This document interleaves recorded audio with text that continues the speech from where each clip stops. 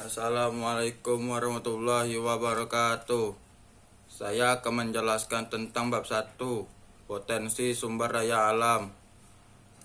Sumber daya alam dan persebarannya. 1. Pengertian sumber daya alam. Sumber daya alam adalah semua kekayaan berupa benda mati maupun benda hidup yang berada di bumi dan dapat dimanfaatkan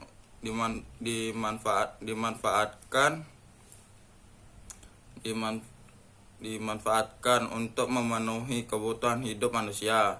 2. Golongan sumber daya alam berdasarkan pembentukannya. Sumber daya alam yang dapat diperbarui. 1.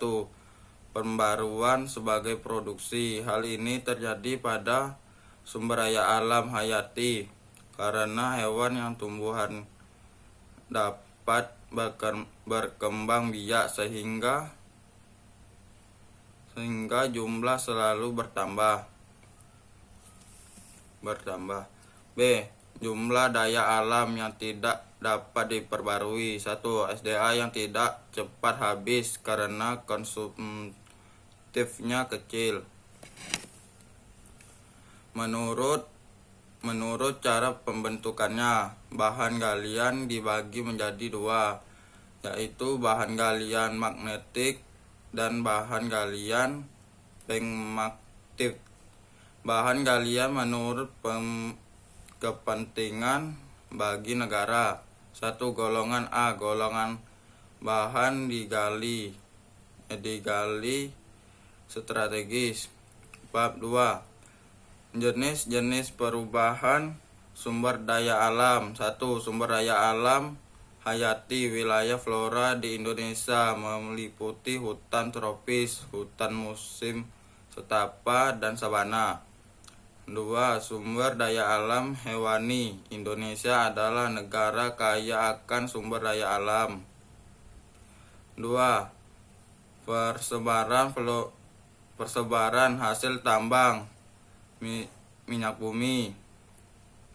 Pulau Jawa, Cepu, Cirebon, dan Wonokromo.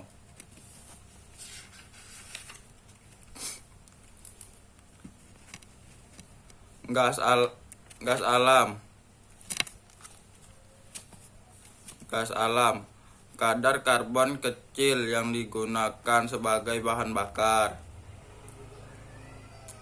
Batu bara. Batu bara yaitu ombilim dekat Sawah Lunto atau Sumatera Barat dan lain-lain. Pengelolaan dan pemanfaatan. Pengelolaan sumber daya alam. 1. Berdasarkan prinsip berkawasan lingkungan dan berkesinambungan. 2. Berdasarkan prinsip mengurangi. 3. Berdasarkan prinsip daur ulang. Ada 2, yaitu sistem formal dan sistem informal. Faktor penyebab kerusakan SDA. 1. Bidang pertanian dan perikanan. Penangkapan ikan yang salah mengakibatkan berkurangnya jenis-jenis ikan tertentu di daerah perairan.